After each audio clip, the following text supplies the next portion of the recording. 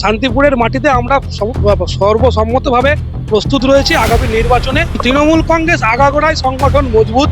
দেখুন, এসআইআর এর তো বিরোধিতা আমরা তৃণমূল কংগ্রেস কখনোই করিনি। শান্তিপুরে বিরোধী বলতে আমরা কাউকে কখনো খুঁজে পাই না।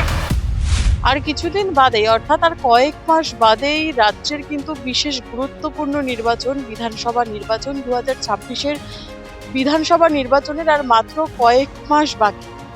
এই মুহূর্তে দল কতটা সাংগঠনিকভাবে মজবুত রয়েছে, তাদের কি পরিকল্পনা রয়েছে, এই সমস্ত বিষয় নিয়ে আজ আমরা খোলামেলা আলোচনা করব। আমাদের সঙ্গে রয়েছেন শান্তিপুর শহর তৃণমূলের যুব সাধারণ সম্পাদক কুশল প্রামাণিক। আপনাকে খবর বাংলায় স্বাগত। আর তো কিছুদিন বাদে বিধানসভা নির্বাচন, এটি নিয়ে কি বলবেন? সামনেই 2026 বিধানসভা নির্বাচন। রাজ্যের বিভিন্ন জায়গার মতন আমরা শান্তিপুর শহর তৃণমূল কংগ্রেস, শান্তিপুর শহর তৃণমূল যুব কংগ্রেস, শান্তিপুরের মাটিতে আমরা সর্বসম্মতভাবে প্রস্তুত রয়েছি আগামী নির্বাচনে। আমরা বিপুল সংখ্যক আসন নিয়ে যেমন মমতা বন্দ্যোপাধ্যায় ক্ষমতায় আসবেন, ঠিক তার পাশাপাশি শান্তিপুরে আমরা বিপুল মার্জিনে জয়লাভ করব। সদ্য তো সংগঠনের পদ পরিবর্তন হলো, তাহলে কি সাংগঠনিক দিক থেকে দল মজবুত হয়েছে, কি বলবেন? দেখুন, তৃণমূল কংগ্রেস আগাগোড়াই সংগঠন মজবুত। দল তার নিজের যে নির্বাচন, সেই নির্বাচন প্রক্রিয়াকে পরিচালনা করবার জন্য যেখানে যেখানে মনে হয়েছে সাংগঠনিক পরিবর্তনের দরকার, দল সেই পরিবর্তনগুলো করেছে। শান্তিপুরেও পরিবর্তন হয়েছে। শান্তিপুরে তৃণমূল কংগ্রেস যথেষ্ট পরিমাণে মজবুত ছিল। শান্তিপুরে বিরোধী বলতে আমরা কাউকে কখনো খুঁজে পাই না। এই ভোট যখন আসে তখন দেখবেন যে হেলিকপ্টারে করে, প্লেনে করে বাইরে থেকে বড় বড় নেতামন্ত্রীরা, বিজেপির নেতামন্ত্রীরা আসে, কিন্তু বাকি সময়টা 12 মাস কোনো বিরোধী শক্তিকে আপনি শান্তিপুরে দেখতে পাবেন না। বিরোধী কোনো কর্মীরা মাঠে ময়দানে নেমে কাজ করছে বা মানুষের পাশে রয়েছে। আমরা তৃণমূল কংগ্রেস 12 মাস মমতা বন্দ্যোপাধ্যায়ের আশীর্বাদকে সঙ্গী করে, অভিষেক বন্দ্যোপাধ্যায়ের আশীর্বাদকে পাথেয় করে আমরা তৃণমূল কংগ্রেস 12 মাস মানুষের পাশে থাকার চেষ্টা করি এবং মানুষের পাশে থাকি। তাই আমরা মনে করি মানুষের পাশে থাকাটাই হচ্ছে আসল শক্তি এবং মানুষ আমাদের পাশে বিগত দিনেও ছিল এবং আগামী 2026-এর নির্বাচনে বিপুল পরিমাণে থাকবে।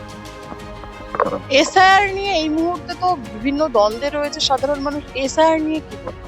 দেখুন, এসআইআর এর তো বিরোধিতা আমরা তৃণমূল কংগ্রেস কখনোই করিনি। আমাদের নেত্রী মমতা বন্দ্যোপাধ্যায় তিনি বারে বারে বলেছেন তিনি এসআইআর এর বিরোধিতা করছেন না, কিন্তু তিনি একটা কথাই বলেছেন যে এই 2 মাসের মধ্যে এসআইআর হয় না। আমরা বিগত দিনে দেখেছি 2002 সালের যে নির্বাচনের আগে এসআইআর হয়েছিল, 2002 সালে প্রায় 2.5 থেকে 3 বছর সেটা সময় লেগেছিল। এটা হচ্ছে আমাদের নেত্রী এটাই বলেছেন যে 2 মাসের মধ্যে এসআইআর করা সম্ভব নয়। আমরা এটাই বলছি যে আজকে দেখতে পাচ্ছেন যে হুটোপাটা করে এসআইআর করে আজকে যে ভোট ব্যাংকের যে রাজনীতি, সেই ভোট ব্যাংকের রাজনীতিটা বিজেপি ইলেকশন কমিশনকে হাত করে আজকে তৃণমূল কংগ্রেসকে এসআইআর এর মাধ্যমে পরাস্ত করার চেষ্টা করছে। কারণ বিজেপি বুঝে গিয়েছে যে 26-এর নির্বাচন তারা কোনোভাবেই মানুষের ভোট নিয়ে ক্ষমতায় আসতে পারবে না। তাই সেটা হচ্ছে এই শুভেন্দু অধিকারী, এই অমিত শাহ, নরেন্দ্র মোদীদের একটা চাল।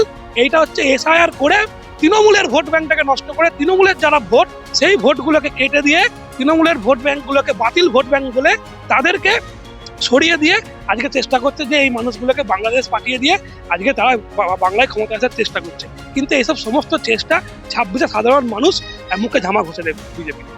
বিজেপি যেটা বলতে চাইছে যে তৃণমূল মানেই কিন্তু একটা নোংরা রাজনীতি চালাই, মিথ্যের জাল বনে এবং ভুয়ো ভোটার নিয়ে তৃণমূল জয়লাভ করে। তো এই বিষয়টা নিয়ে দেখুন, বিজেপির এই তৃণমূলকে মিথ্যা কথা বা ভোটের কথা বলছে। আপনারা দেখেছেন কিন্তু বিহারের নির্বাচনের পরে কিন্তু সাধারণ মানুষ ওখানে রাস্তায় নেমেছিল আগুন নিয়ে।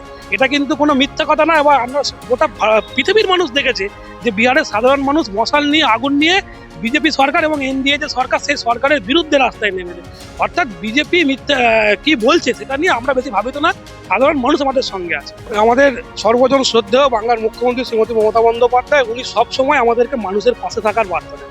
উনি সবসময় বলেন যে 24 ঘন্টা মানুষের পাশে থাকতে হবে, মানুষের কাজ করতে হবে এবং 95টি যে জনমুখী প্রকল্প রাজ্য সরকারের, সেই জনমুখী প্রকল্পগুলো উনি বারবার বলেন যে মানুষের মধ্যে যেন কেউ বঞ্চিত না হয়। কে তৃণমূল করে, কে বিজেপি বা সিপিএম বা কংগ্রেস, এটা কিন্তু আমরা তৃণমূল কংগ্রেস কখনো দেখি না। আমাদের নেত্রী এই বার্তায় আমাদেরকে বারে বারে দেন, যেটা গতকালের যে নির্বাচনী সভা কৃষ্ণনগরে হয়েছে সেখানেও নেত্রী কিন্তু আমাদেরকে এটাই বোঝাতে চেয়েছেন যে মানুষের পাশে থাকো, মানুষের জন্য কাজ করো এবং এই এসআইআর কে কেন্দ্র করে যাতে কোনো রকম কে কোন দল করে সেটা বড় কথা না, যাতে কারোর ভোট বাদ না যায়। সবাই এদেশের নাগরিক, প্রত্যেকের পাশে থাকতে হবে এবং মানুষকে সব নিয়ে সবসময় চলতে হবে, এটাই নেত্রীর বার্তা। একদমই ধন্যবাদ আপনাকে খবর বাংলার তরফ থেকে।